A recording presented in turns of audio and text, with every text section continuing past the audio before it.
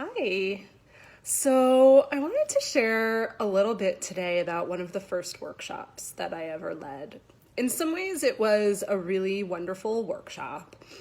But that being said, there was someone in the group, in the workshop, this was an in-person event. There was someone at the event who kept on raising their hand to kind of try and say something, add something smarter than what I had just said, or to speak about the part that I missed.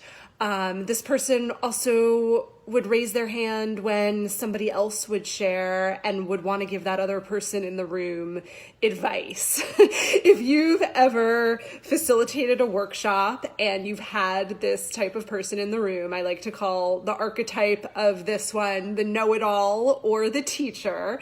If you ever had the know-it-all or the teacher in the room with you and you don't know what to do, or how to navigate the know-it-all or the teacher in a group, it can be a disaster. And let me tell you, this first workshop of mine was a little bit disastrous because of the know-it-all. So, first of all, it really tested me.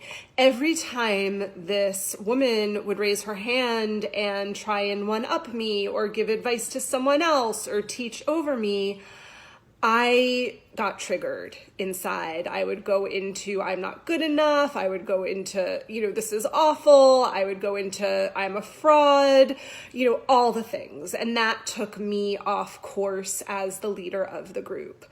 The other thing that happened in this workshop with the know-it-all is that it was annoying for everybody else in the group, right? I mean, we want to hear shared wisdom from everybody in the group, not just from the leader of the group, but when it's done in that way where the person is just like needing to be seen and needing to one up, it doesn't contribute in the same way. It doesn't feel like wisdom is being contributed. It kind of can really detract from the group. And that happened. It also took me off track from my curriculum.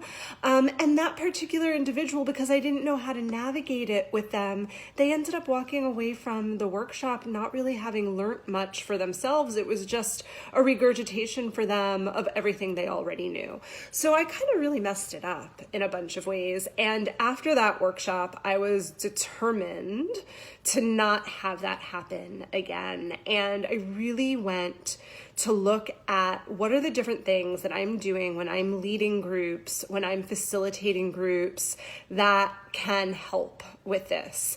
And it took me to a lot of learnings about me as the leader and with what kind of perspectives and ideas I need to show up with. It gave me so many learnings around how do you navigate it when somebody shows up as the know-it-all or the teacher. How do you respond to them versus react to them? And then how do you hold the container of the group?